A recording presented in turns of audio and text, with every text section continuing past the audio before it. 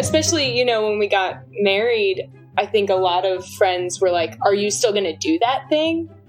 And we were like, well, of course, like that's what we're built on. And that isn't something we plan on changing. That's part of our relationship. Welcome to Normalizing Non-Monogamy, the podcast where we interview incredible people from across the entire spectrum of non-monogamy to hear their fascinating stories.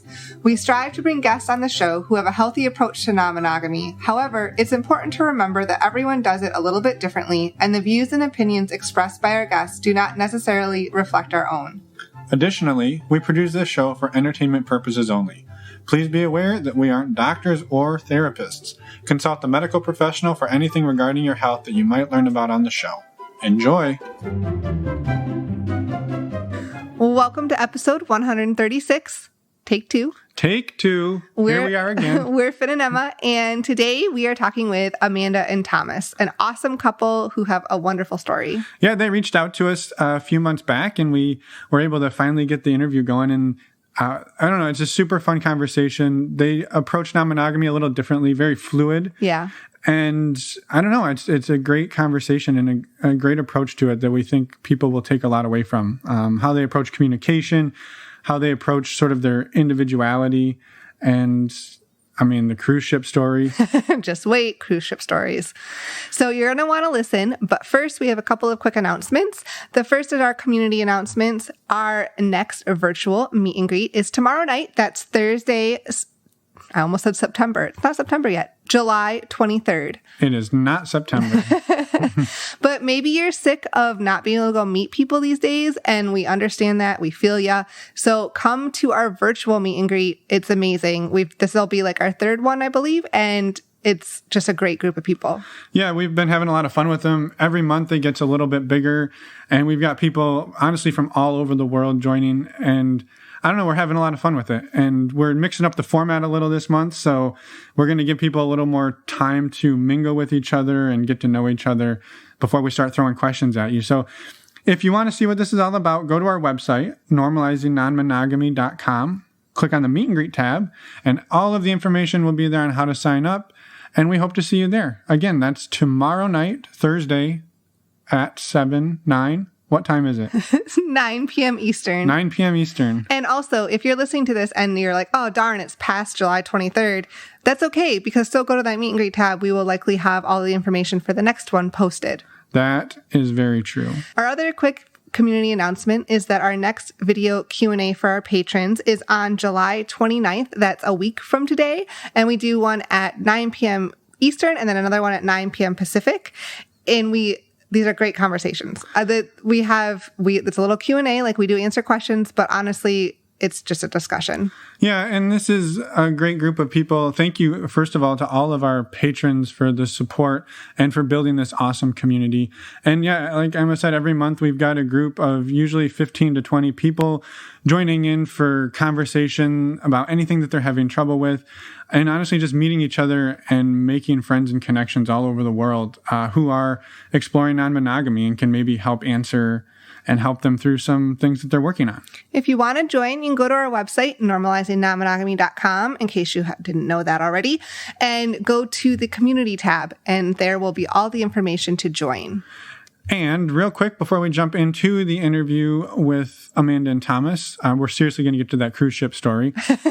Just wait. But we wanted to say thank you to our sponsor, Alt Playground, for sponsoring the show and for creating an awesome platform to meet other amazing, diverse, and incredible people in the non-monogamous community. If you're not familiar what Alt Playground is, it is an online platform, basically a dating platform for non-monogamous people, but it's not just for dating. It's also just for building and making community. Yeah, they just launched a brand new feature called forums. And obviously most people know what a forum is, but it's a safe and fun place for members to share thoughts and ideas and anything they're looking for feedback on. So we're really excited about this because it shows that Alt Playground is constantly trying to listen to the community members and build new features in their website. Yeah, they're not just sitting back collecting paychecks. They're actually putting some effort in. So exactly, we're excited about that. If you want to learn more about them and join, head over to altplayground.net and sign up, or you can head over to our website, normalizingnonmonogamy.com, and there are links on the resources page and in the footer to hook you up. Yes, and really quick, before we jump into the interview, I just want to say thank you, everyone, for listening, for supporting the show. We are just so grateful to anyone who is part of our community. And even if you're not one of the Patreon people, you're still part of the community. Exactly. And we still love you for listening. Yes. And the best way to let us know you're listening, reach out to us. Reach out. Send us an email. Send us a voicemail. There's a button on our contact page. You can send us a voicemail. We'll send one right back to you. We'll probably, I don't know, be arguing or something. Something what? Why would we do that? Because we never argue. And yeah, it's a great way to let us know that you're out there. Tell us who you are. And honestly, come on the show and share your story. This podcast does not happen without awesome people like you and Thomas and Amanda and every other guest we've had who've reached out to us to come on. So thank you to everybody. Let's go hear Amanda and Thomas. Let's go. Welcome to the show. Thank you. Good to be here. Amanda and Thomas, we're super excited to chat. We were just talking off camera, even though there's no cameras, about your wedding and your honeymoon and coronavirus. So we're excited. Mm-hmm. Yeah, so us are too. we. Do you mind introducing yourselves for the lovely listeners out there? Yeah, I'm Thomas. I'm going to be 29 this year. I studied French and I worked in restaurants most of my life, appropriate to that education. And I'm into music and I like reading a lot. That's about it. Yeah. Cool. Awesome. I'm Amanda. I'm 30. We're based in the Midwest. And yeah, I'm a musician. I'll dive into it. We went to high school go together. for it. I don't think I told you that. That's okay. We did too. We did Spoiler too, alert. yeah. Really? Wow. Yeah. That's crazy. So yeah, we both grew up in New York State and we're not high school sweethearts, but we kind of just like ran into each other, like kind of naturally over like a holiday. And that's where the sparks started. In high school or after? After, much later. No, much later. I was living in New York. I was going to college in New York and I was thinking about moving somewhere.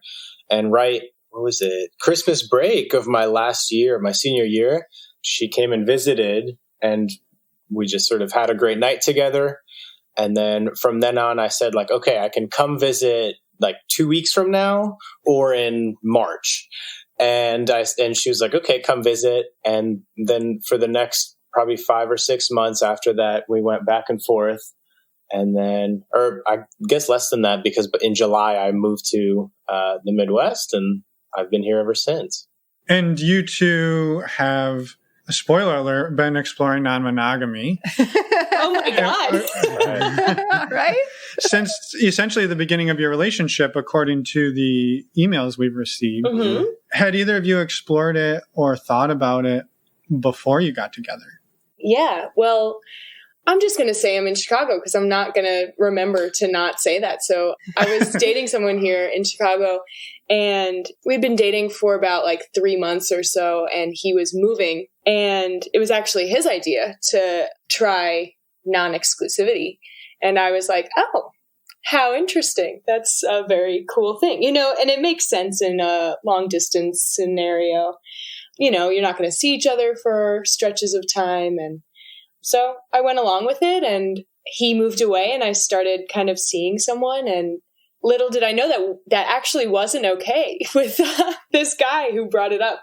He was livid. So he floated the idea and then was like, don't actually do it? Yeah. He was like, this is a great idea. And I was like, okay, I'm going to take advantage of that. And it just crashed and burned so fast. Oh, no. Yeah. So I was like, okay, sorry, your feelings are hurt. I kind of enjoy this model. And yeah, that's kind of the only experience before being with Thomas that I had with, ethical non-monogamy. Yeah. Right. Well, just to clarify, so you two had decided, it wasn't just like he mentioned it in passing and you just took the ball and ran with it. Like it was fairly well established that I'm moving away. We're going to try non-monogamy. You tried it. And he was like, F this or that's exactly abort how it mission. went. Mm-hmm. Okay. Very strange. Yeah. All right. Well, what probably happened, I don't want to speak for him, but he probably just like realized that it hit too close to home or something like I think that's what happened. It makes sense. Like you think about it, you're like, oh, this sounds great. And then like a lot of things you actually try them and you're like, oh, maybe not. Well, it's also very easy to think about yourself sleeping with somebody else. But when your partner sleeps with somebody else, you're like, oh, I didn't mean that. Right. Well, some of us mean it. Yeah, exactly. That's right. I don't know if it was the same thing, but there's definitely the same sort of echoes in that I had an ex, girlfriend at the time, but we sort of floated the idea and it was always this thing where it never reached any sort of conclusion.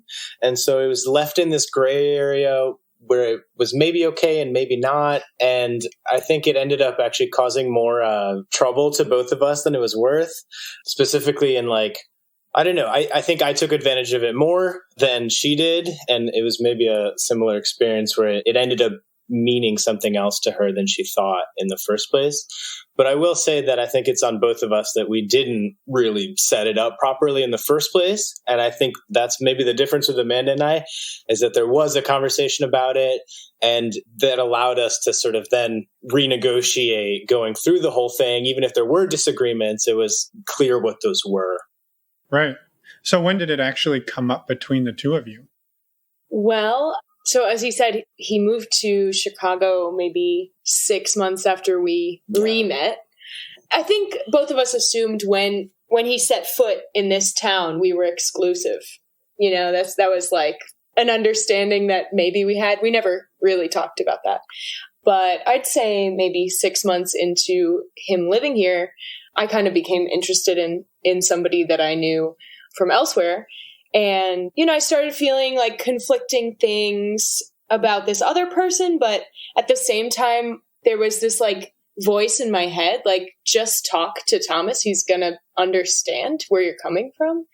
And I'm not really sure where that came from. It was just kind of like just a little voice. So I kind of came to Thomas and I was like, what happens if we're interested in other people? Like, I don't see, I have faith in this relationship, and I'm not saying anything about our relationship, but, I'm starting to have feelings for someone else as well. And I wasn't exactly sure what the response would be, but it was actually very beautiful. He was like, if you feel like you need a breath of fresh air, like, our relationship isn't going anywhere.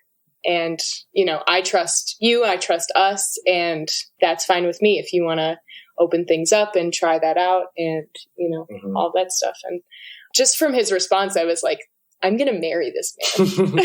Aww, you knew from that day. That was it, I swear. And, you mentioned before that was the first time that it was like ethical. And I think one of the pretexts to all this is that we both had maybe a history of non-ethical sort of non-monogamy.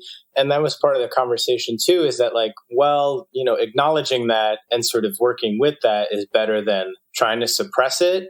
And so that's why I felt personally that like that breath of fresh air doesn't mean, going to someone else and sort of ruining the first relationship in the first place. Like it was clear in my head that could work, at least like theoretically, because I had sort of had experiences like that before. And, with this ex, I'd sort of struggled to put that into practice. But when the opportunity came up, I was like, oh yeah, no, this feels very familiar and it seems like it could work. And it sort of made sense intuitively. Right. I'm curious back on the non-ethical piece of it, because that's an interesting approach, right?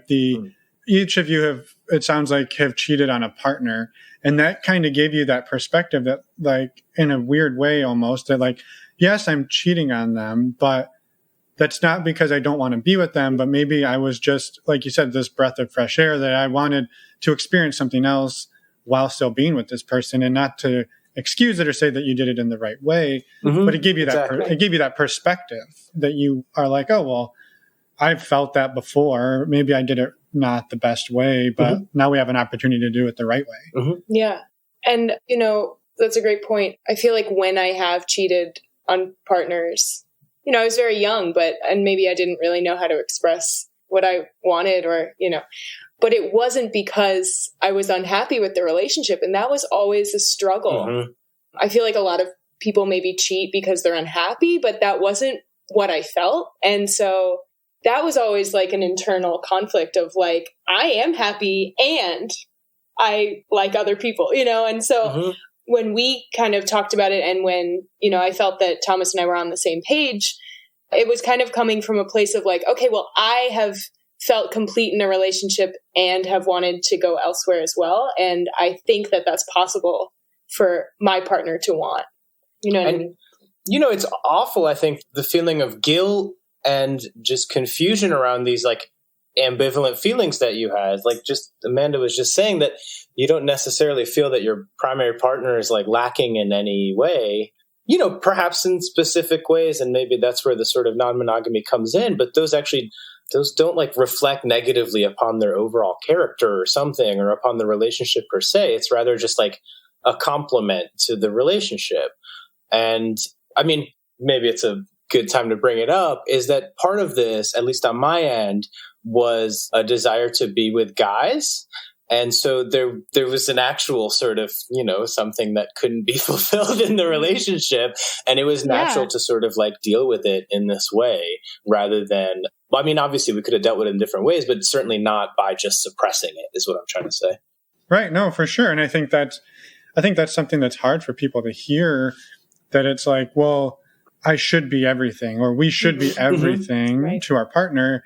And like you said, like just because Amanda can't have a biological penis or can't be a man very easily. I mean, not that it couldn't happen, but it's not as easy as you finding another man that you're interested in, right? That's a much simpler path to complete that part of you, right? And so, but it's not a negative reflection on her. No, and I think that's a great point. Mm-hmm.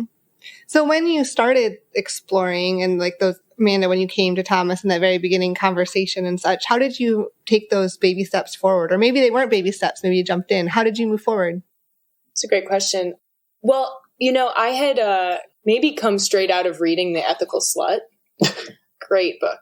And, I think I just jumped into like, what are the ground rules? Let's do this thing, We just set a couple of boundaries. We don't have too many rules, just the safe ones and the communication ones.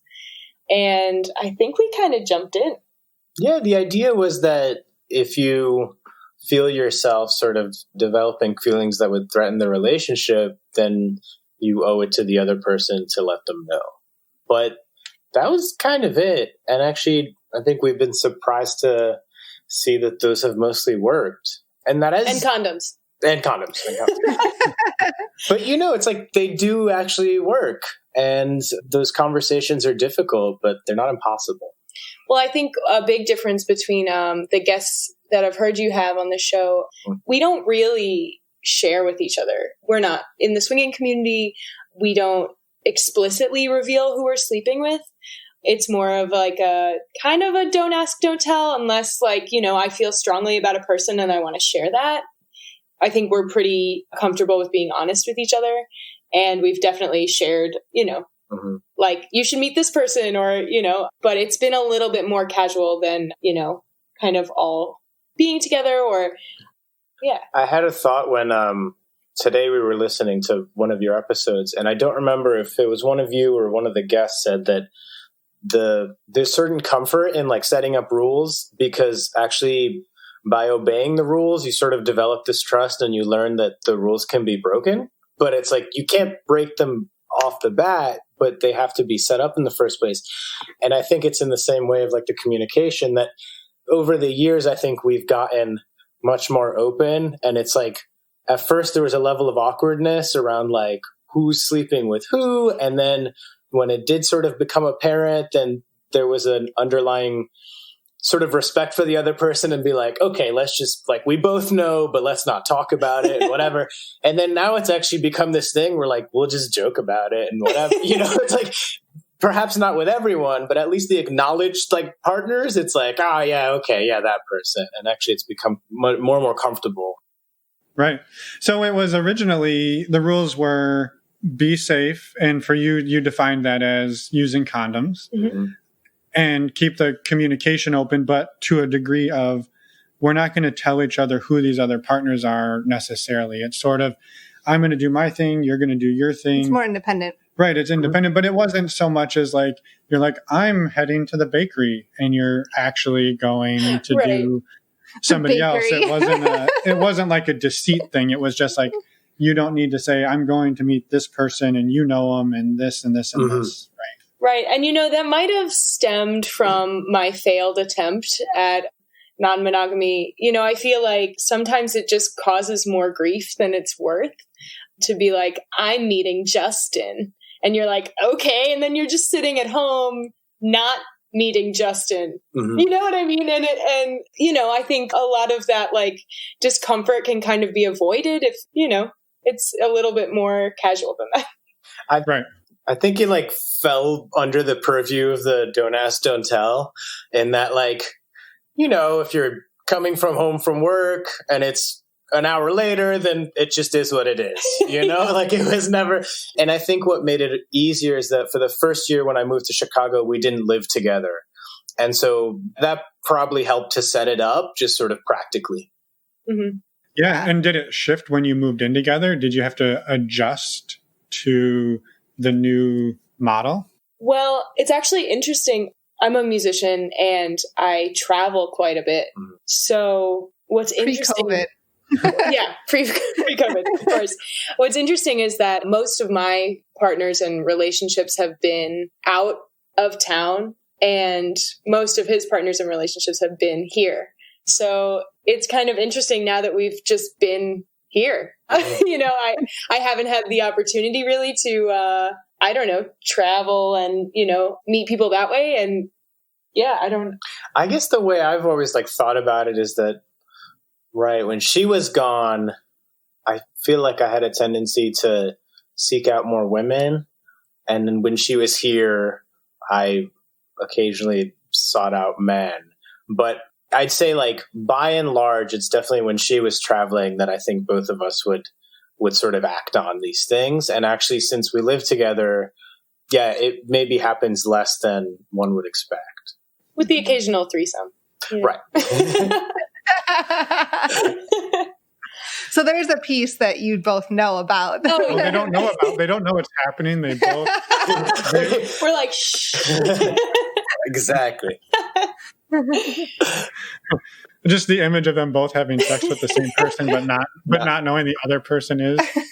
It's a double glory hole. Oh my God. Yeah. Oh boy. Anyway, you were going to say something before I put that image in everyone's head. No, you said earlier on that, you had to kind of learn how to have those harder conversations. Like when either one of you felt like something was potentially threatening or uncomfortable or maybe just really exciting or something, you had to figure out how to have those conversations. Do you have tips or thoughts on navigating those conversations and how they've changed over the years for you? Yeah, go to a restaurant and do it publicly. Because I feel like you're both like just calmer and smarter and better at it. Wow. That's a good one. I don't know. I just remember the first time I was actually the one that broke the ice, that developed feeling for someone else. And yeah, it was while we were having brunch, and it was funny. It was almost at like the end of the meal too. And I sort of brought it up, and then we ended up hanging out for like another hour. The people in the lobby really love that, by the way, when they're waiting. That's right. Yeah. And the servers too, I'm sure. But yeah, it ended up being like, she was very understanding, and it was very fulfilling to see like the rules actually work, right? Like the system that we had set up didn't break down. And that was great to see that I just had to sort of let my feelings be heard. And actually that allowed me to like process those feelings in the first place. And, now, I don't know when this was, maybe a year and a half ago or something. I'm still with Amanda. I'm obviously not with that other woman.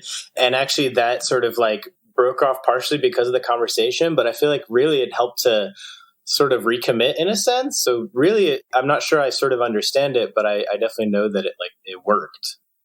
Well, but again, to recap the rule, you didn't break any rules by developing the feelings. The rule was if you develop them, have the conversation. Exactly. And actually, from the other side, I think when we made that rule, it felt very scary and threatening. Like, if you have feelings, we got to talk about it. But when confronted with that, it was actually just like, looking under the bed and seeing the monster and being like, oh, hey, it was okay. And, this is like out of the ethical slut, but I really do think that, there is enough love to go around. And, there's not a shortage of it. And, I do think you can love multiple people, and that doesn't take away from this relationship, And so kind of hearing that he was experiencing that, and we could work through it together. And, I had no say in that his feelings diminished. I think it would have been fine if they had continued on and, just kind of fizzled out, I think. But I will say, though, that I have a feeling we're misrepresenting one thing, which is I think that at the beginning of the relationship, of like the beginning of this opening up, it was a partial understanding that we wouldn't like develop relationships with other people, but it was more on the level of hookups. And that's where it was a fine line of like, maybe what could be termed like polyamory versus just hooking up with someone. But even in that sense, I think what complicated it is that, I don't know, I found myself actually having like, if I did hook up with a woman, it was a hookup. Whereas with guys, I think it was more of a, not repetitive, but an ongoing thing. Right. That's a better word for it. And even if that didn't, develop the same level of relationship that I have with Amanda, that definitely caused some issues, at least like internally to me. And then I think when finally this happened with a woman, it's sort of like it was the straw that broke the camel's back for me, that it was like, oh, wait, hold on, like something is happening here. Mm-hmm. And so have you gotten to the point where the other relationships are now fair game, and that sort of guideline of this is hooking up, that's out the window at the moment? Well, actually, I feel much more open to polyamory, like through this journey and these experiences. Like, I'm actually kind of excited about those possibilities. And hooking up's cool. Hooking up's really fun. But, I think some like longevity in other lanes is also really exciting. So, I'm not opposed to it. I think coronavirus kind of threw us off track a little bit. It was a buzzkill. Yeah. I mean, the other thing, add to that, is I think I just had the experience that hooking up just wasn't as fun as actually hooking up with someone that you had a connection with. You would go and hook up and then be like, wait, I want my partner. Like, where, I want that connection. And there wasn't the, like the comfort with each other, like in terms of personalities, in terms of bodies, in terms of sexuality, like anything. Having to do that all over again every time when you just want to like hook up with someone, it just starts actually being like more work than it's worth. And there is there's a comfort to having someone that it's sort of understood that it's a perhaps secondary or some sort of different relationship, and that there's a structure around that, and that it's actually safer for both people in that secondary relationship to understand that better. Mm-hmm. Right. I'm curious, and if you're not comfortable answering this question, feel free to pass. But something that I think gets, for some people listening, they might think like, geez, we're doing non-monogamy wrong. Like, these people are hooking up with people all the time. And we do it like once a month or once every 6 months. So like, just out of curiosity, like what was or what is, before coronavirus put a buzzkill on it all, like the rough frequency of like activity outside of your relationship? Great question. What do you think yours is? I don't know. High. But really only when I'm traveling. So it's like a strange graph. Like when I'm away, it's multiple partners. And then I'm home and I feel like the comforts of home. And so I'm kind of less inclined. Yeah. I think I hook up with more people when Amanda's gone overall. And I think in general, maybe I hook up with more people when Amanda's here than she does when she's here. But when the two of us together, I think it's not so off the charts as like maybe someone else listening would think. I think. I was very worried coming on the show that we would be very boring. Yeah. I was like, we're going to be the boring couple. Yeah. Well, we're trying to bring something out of you here. So no, not at all. I was just, and again, thank you for answering it in whatever way you felt comfortable, because I think that's something that people, they do. We hear from people that are like, oh, well, we're boring because we only do this twice a month. And we're like, well, Jesus, we do this like twice a year. Mm-hmm. So, or some people. So I think it's this whole, like, everybody has a skewed perception of what everybody else is doing. Right. And everybody thinks everybody's doing it way more often and way more intense and way crazier than they are. Exactly. And the truth is there's a spectrum. Some people are doing are going and sleeping with other people every other day or whatever. Mm-hmm. And then there's just such a wide range. And that's the point. Mm-hmm. Yeah. Mm-hmm. Right. But I think, what makes it count is your attitude towards the openness, and even if we were not to hook up with somebody for the rest of the year, it's still, we're open to that. Yeah. Yeah, well, that's kind of brings up the whole conversation around COVID and coronavirus, because we've talked with some friends too. Like, most of us have been back in, some people are saying forced monogamy, right? But do you consider, do you ultimately consider yourselves monogamous again, or do you consider yourselves non-monogamous, just not currently sleeping with other people? That. There's a whole conversation around that too. Mm-hmm. Exactly. I feel like we're the latter. We're still non-monogamous, but there's very little opportunity, but that's fine. It's just, I feel like everything comes in waves and goes in waves, and I'm not upset about it. I mean, we're trying to be just safe generally with COVID. Maybe a more difficult topic is and this relates to how other partners fit into people's relationships, which is that actually what we've noted, we were joking before about how this was sort of a honeymoon for us, is because we recently got married. But of course it's not, right? It is and it isn't. And I think at the beginning we enjoyed it and had a lot of sex and sort of enjoyed each other's company, but it's actually dropped off a little bit. And I think the sort of pressure release valve part of non-monogamy should be emphasize that it actually comes back to the original relationship, and it gives it a spice there. It doesn't sort of just, I don't know, it's not for the individual to do something else over there and then the original relationship is somehow separate, but actually it feeds into that. And I think there is a sort of that, at least what I felt, is broken down in some sense. Mm-hmm. No. Yeah, I was thinking before this, exactly that it's the new relationship energy that feeds into our relationship, and when that's not there, there's some sort of just calmness about our relationship. But when there's that NRE, you have so much more tension and excitement, and it kind of feeds into what you bring home. Mm-hmm. Yeah.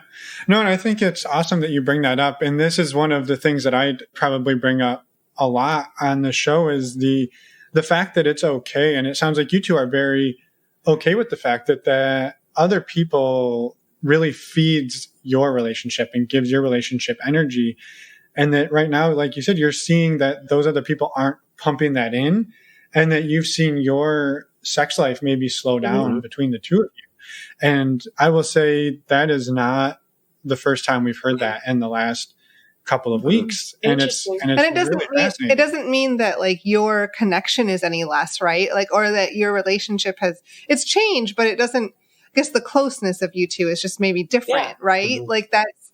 Well, how do you feel about it? Do you think it's has your relationship suffered because you're not able to go out and sleep with, we're going to say 45 people a month? Yeah, at least.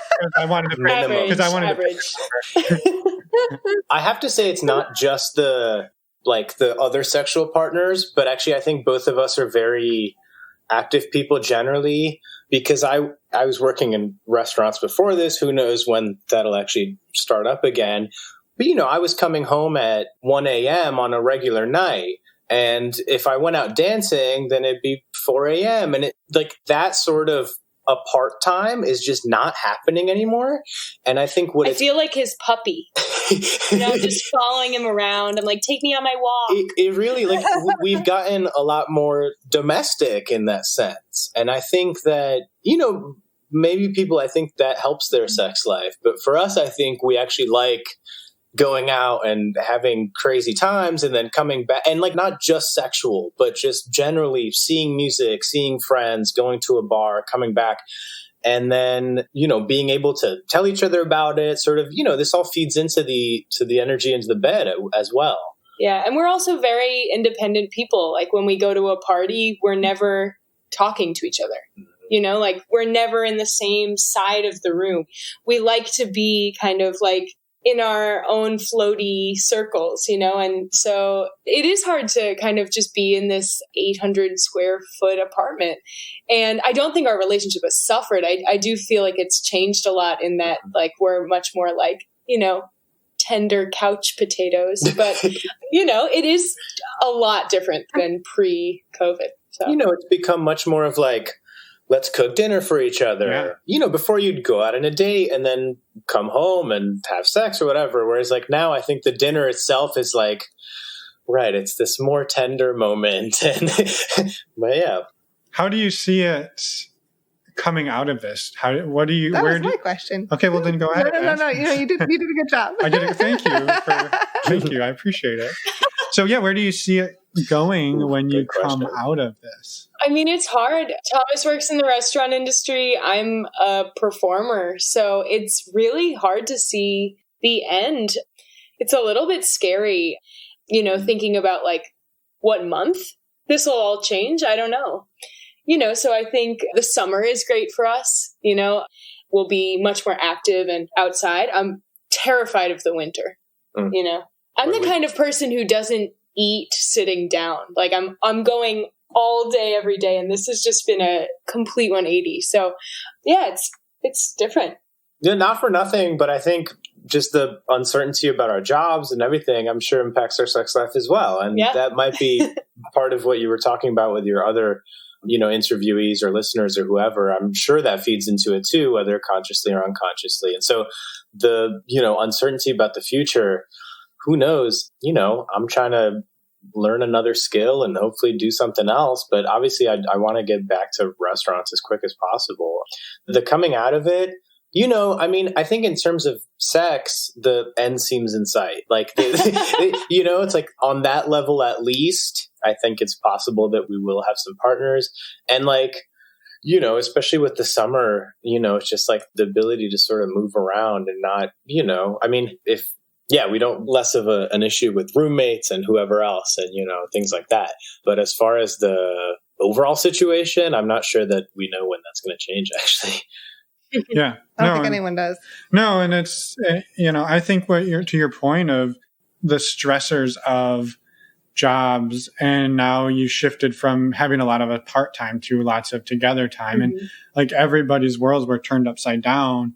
And that's going to affect you in ways that you didn't expect. And I'm sure there are some people who are we're home all day together and all we do is bang it out 14 hours a day. Damn, that's great. But I don't think that's the majority of people. Yeah. I think we did that the first 2 weeks.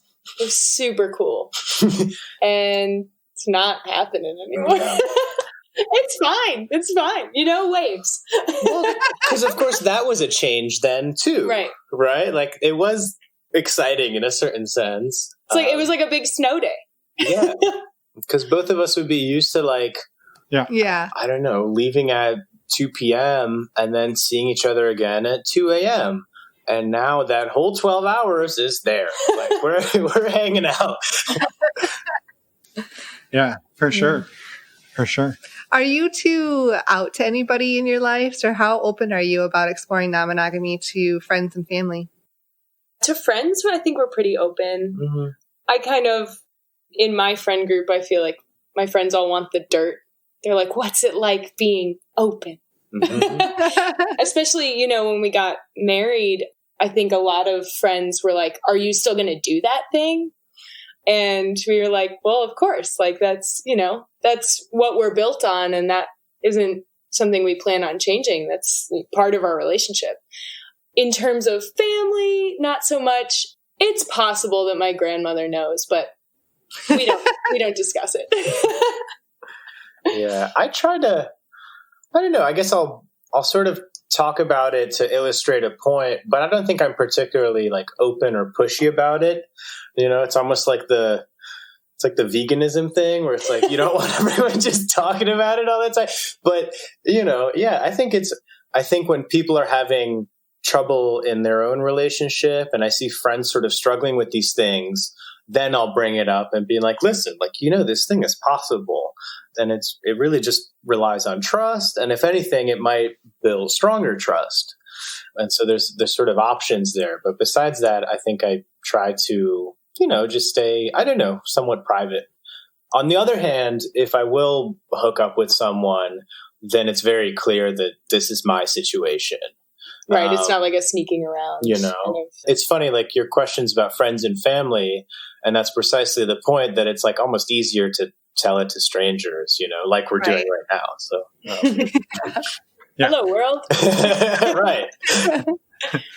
Yeah. Well, I think, I don't know. I don't have any deep thoughts on that, but I did have another question. I mean, I agree with the thought of, or the comment about that it's easier to tell strangers. I mean, it is like, because in the end, a stranger's opinion means less than your family and friends. Like, right. If someone disowns you or tells you terrible things, like that hurts a lot more coming from a family or friend than it does from a stranger. Yeah. But I have had great experiences with friends who have been like, actually, that is maybe something I want to do with my relationship. And, you know, maybe I can try to open my next relationship or something like that. Cause I think, you know, they've seen it be successful. And I think that's great.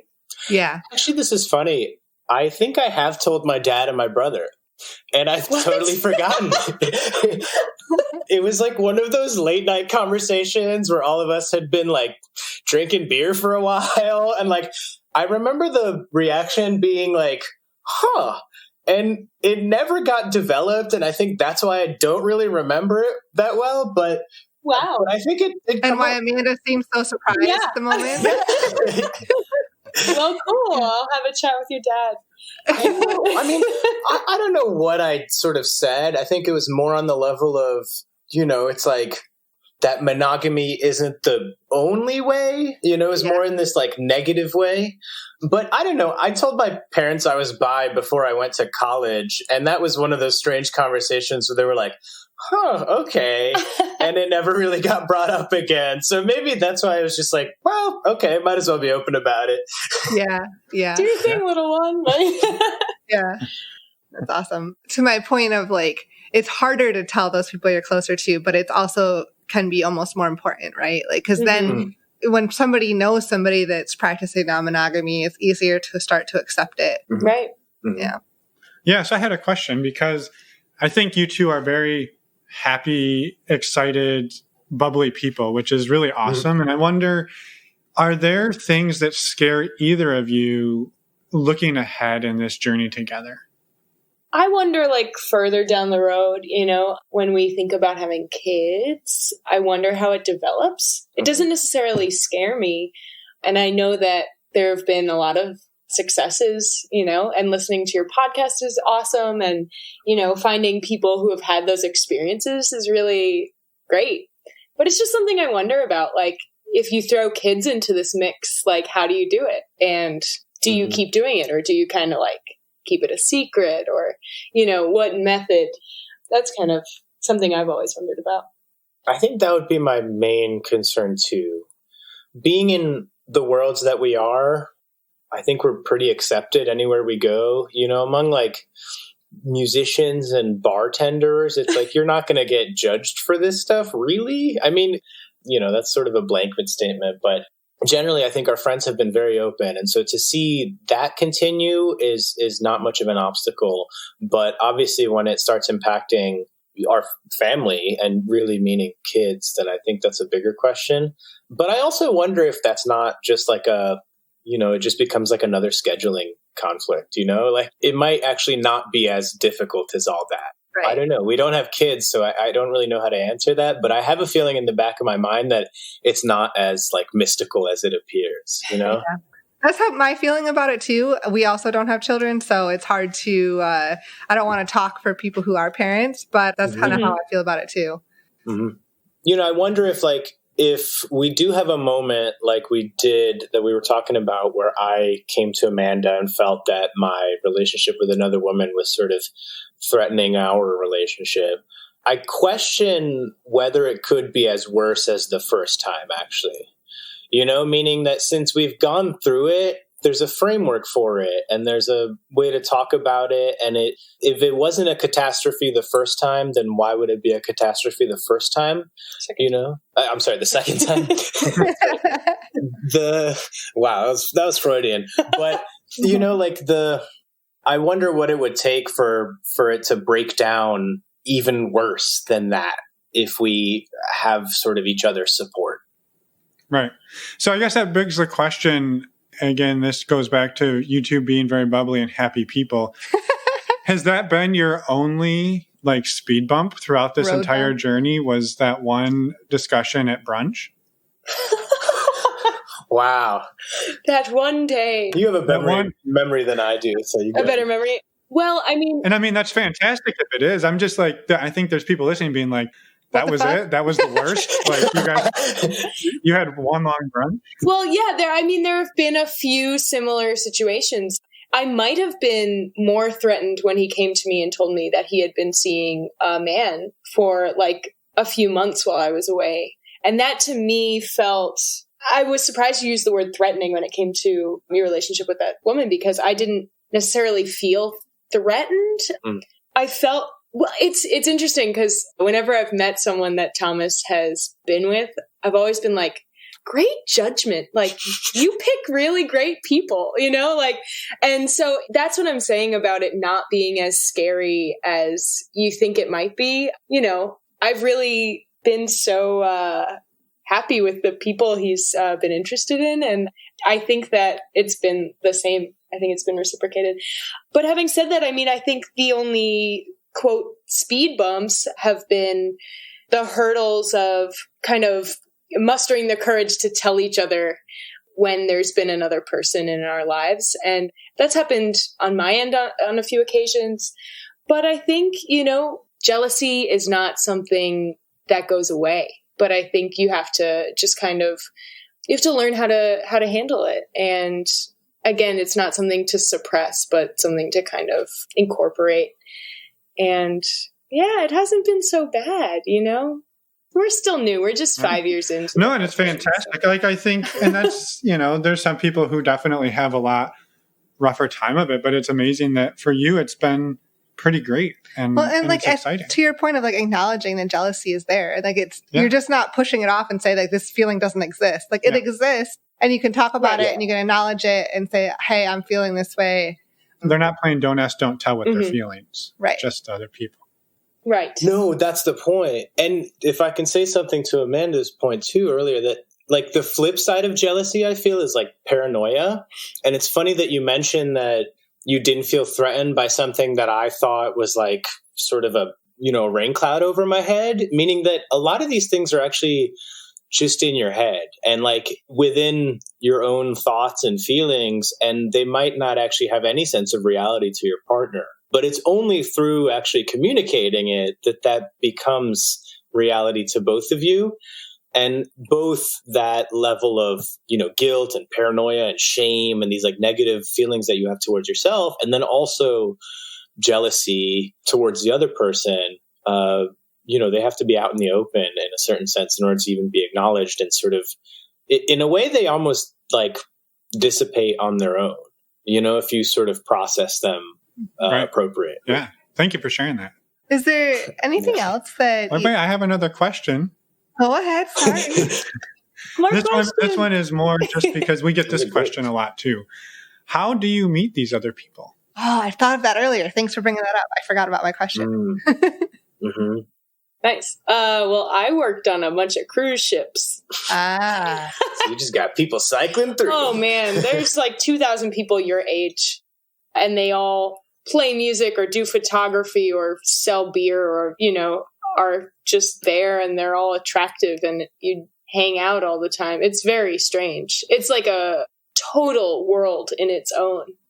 It's a little bit like going to summer camp. But much more diverse from what and I have to interject. I will put links in the show notes to a book that I read maybe 2 years ago that was basically an autobiography of somebody who worked in the cruise industry for quite a while. Mm-hmm. And yeah, it's insanity. Mm-hmm. That's an understatement. I visited New Swat. That was one of our threesomes. Actually, one of our foursomes. Oh, yeah. Someone knocked on the door. I was going to tell that later. Oh, foreshadowing. Yeah. But other than that, we've met kind of people in both of our industries that we've like experienced together. And that was a strange way. Wow, yeah. We've experienced. Yeah. Not knowing. No kidding. Honestly, friends. So I guess you don't use any of the dating apps.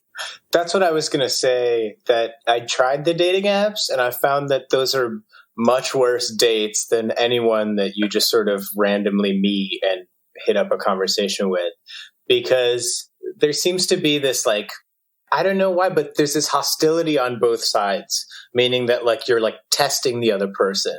Whereas if you naturally sort of, look at each other, then that there's something there already. There's even if the dating app is supposed to make that concrete that you're both already interested in it, but that's not actually what happens. Or at least in my experience, it's much more difficult, I think, to establish that. Whereas if even friends of friends, there's somehow and it might even be tied up with other things like, I don't know, secrecy and sort of who knows, if you meet a friend of a friend, then they might assume that you're already in a relationship and it's okay, you can't make the first move and all this other stuff.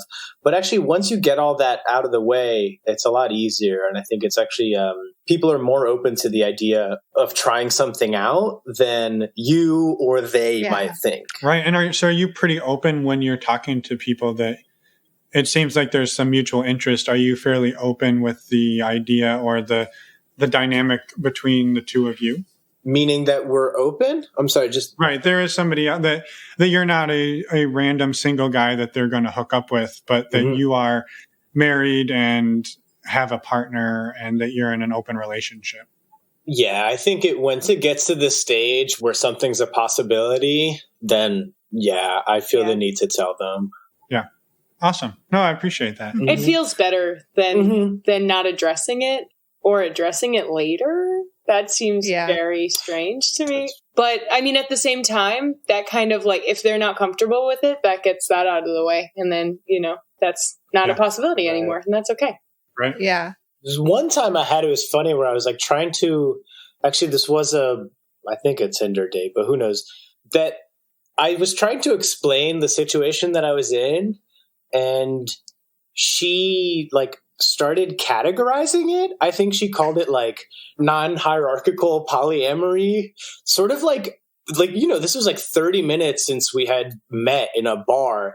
And I was like, this is my relationship. It's not yours. And it was this very strange interaction of I get the necessity of people sort of conceptualizing it to themselves and calling it by something, but that felt somehow like overstepping a boundary or something. It's why would you categorize my relationship? Whereas what I'm trying to do is actually explain it to you. It just felt so, I don't know, maybe that's off topic, but it was just this strange thing that happened to me. Yeah. You didn't want to be labeled by this outsider. Get out of here. Yeah. That makes sense. Yeah. It makes sense. And that leads me to the question about, you said at the beginning that you didn't think of any bloopers, but then you said you had a story. So do you have a blooper to share? I can't imagine that cruise ship didn't have just blooper upon blooper. Well, I could literally do an entire 3-hour episode talking to you about living on a cruise ship. Yes, you could. And we can talk about that later. Speaking from someone who has never been on a cruise.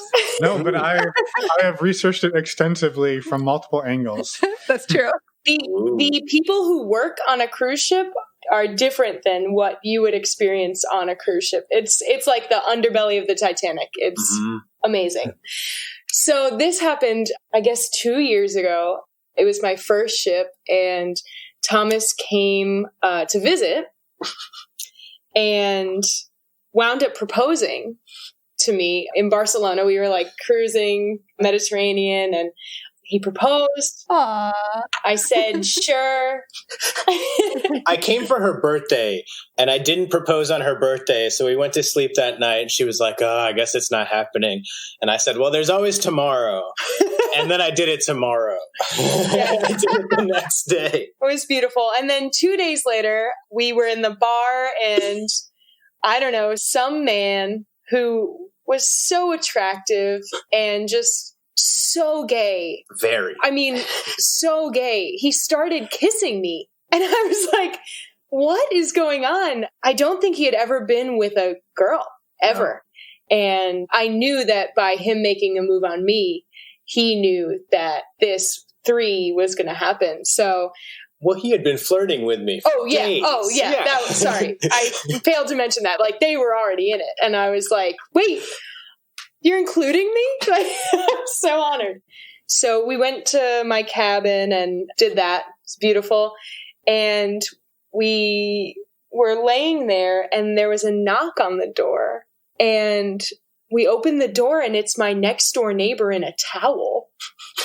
And he's like, I heard there was something going on over here. And we were like, what? It was late. It was late. And we invited him in, and we started all over again. That's right. So it was me, a straight guy. He was straight. A bi guy, Thomas, and a gay guy. So it was the time of my life. I've never had a night like that. We did all kinds of firsts. Right, because he had never had sex with a woman. He told us that. And I don't think... But he did that night? But he did that night. And the straight guy had never been with a man, and I had never been with 3 men. It was wild. All over. That's an incredible story. I love it. I love it so much.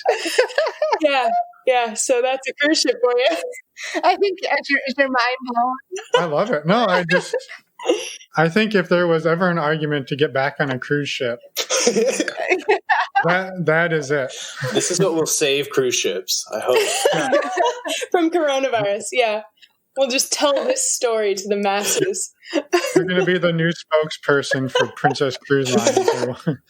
I might take it. Wow. Well, anything else to Emma's question earlier that I interrupted by telling her I had more questions? Which was good because we got to that story. Yeah. Mm-hmm. Any other thoughts that you want to share with us or the listeners before we let you get along with your evening in the Midwest? I feel like we covered it. What's the best swingers party in Chicago? That's what we're trying to figure out. Wait, swingers party? You said you weren't. Hold on. You said you weren't swingers. That was one of the first things. Not yet. Well, we are not tapped into the party network, and I don't know that any are happening. Well, right now, probably not. That's it. I would say that the best way to find that, because we don't know all of the swingers parties everywhere, or even where we live, to be honest. Yeah, that's true. We're not the best at sleuthing these things out. I would honestly jump on one of the dating sites, try a couple of them, find the one that is the best in your area, and jump on there and look at all the events. My guess is right now there's few and far between, but that I know people are very anxious to get going on that. Nice. Did I hear you have a guest recently that had a camp set? Yeah, Polycamp. Oh, yeah. Polycamp that sounded great. So that was episode, I can tell you, it was like 3 weeks ago. So anybody listening, go back 3 weeks. We'll put links in the show notes. Polycamp. Episode with Laura and David, and that is out in New Hampshire. And as far as we know, it is on schedule for sometime in August, like the first or second week in August. So yeah. All right. Maybe that'll be our rescheduled honeymoon. That's right. Yeah. To New Hampshire. Yeah. Laura and David are amazing. So if anyone wants to check it out, you should totally go. That episode is awesome too. And it covers the topic of having kids and polyamory. That's right. Okay. in an extreme way. Yes, it does. Yes. So, well, I guess then we will let you have a wonderful evening. Thank you so much for reaching out and coming on the show. Thank you, guys. And we're excited to do the follow-up cruise episode. We will be in touch about that. Yeah. So- Don't worry. I have like a memoir ready. Thanks so much for having us on. Yeah, we loved it. And we will talk soon. All right. See ya. Good. Bye. Bye. And we're back. But you're not going to say it with me this time? No, you just scolded me in between. During that interview, I was being scolded. Oh my gosh. So what did you think of the cruise ship story? I think we've already talked with Amanda about coming back on and doing an entire episode about cruise ships. That'd be pretty cool. So I'm doing that. You can join me or not. You do. No, I want to hear. You can listen to the podcast. Oh, wow. You're just kicking me off this one? No, you can join. Thank you for your graciousness. You're welcome. Thank you, Amanda and Thomas, for reaching out and being patient with us, for getting an interview scheduled, and then coming on the show. We love talking to you and can't wait to hear your cruise ship stories as well. Absolutely. Really quick, one more time, I wanted to say thank you to Alt Playground for sponsoring this episode and all of our episodes. We're really excited to be working and partnering with them to help bring you, the listeners, an amazing platform to meet other sexy people. Yeah. Also, if you're actually going to go meet people in the real world, that's totally up to you, but we recommend you protect yourself using a custom fit condom from My One Condoms. 60 different sizes. 60 different sizes. I've tried all 60. Whoa. Yeah. I like to have a variety. Sometimes I stack them like Russian nesting dolls. Don't recommend that. I don't recommend it either, but it is kind of fun to do. Okay, fun, not recommended. Head over to our website, go to the resources page, and you will see how you can get 20% off your order. Yeah. What else? The other thing we wanted to quickly remind you of, that you can get $10 off an STI panel by going to our website and using the links for stdcheck.com. And doing both of these things helps support the show, so thank you for that. And while the condoms do stack like Russian nesting dolls, the STD tests do not. That's just a disclaimer for the listeners. Good job. Yeah. You can find all of those links on our website, normalizingnonmonogamy.com. And one other really important thing that we almost forgot to mention, Amanda and Thomas brought up Polycamp, which was an event that is organized by guests that were on episode 125. Laura and David. They're awesome people, and honestly, Polycamp is an awesome event. It was supposed to be in August. It was, this year. and we reached out to them and found out that unfortunately it is canceled for this year, but stay tuned for next year. It will be back, hopefully. Yes. And you can wear your custom fit condoms around all weekend. We can't wait to join. Yeah, we will. We're bummed that this year's canceled, but we totally understand. So Stay tuned. Join next year. And go listen to their episode 125. It's a fantastic story. Yes. And an example of what happens when you don't wear your custom fit condoms. True. They kind of say it's an example of what not to do. Yes. So enjoy that. Enjoy the rest of your day. And hopefully we'll see you at the meet and greet tomorrow. And next week, we have our an episode. a regularly scheduled episode. Next Wednesday, it'll be an interview with Kat. Kat. Yeah. She is actually one of the partners of a former guest. That's true. So you'll have to figure out who that is when you listen. Put the pieces together. Yep, it's a jigsaw puzzle. Okay. All right. We've rambled long enough. Too long. Have a great day, and we will see you tomorrow night at the meet and greet. Thanks for listening.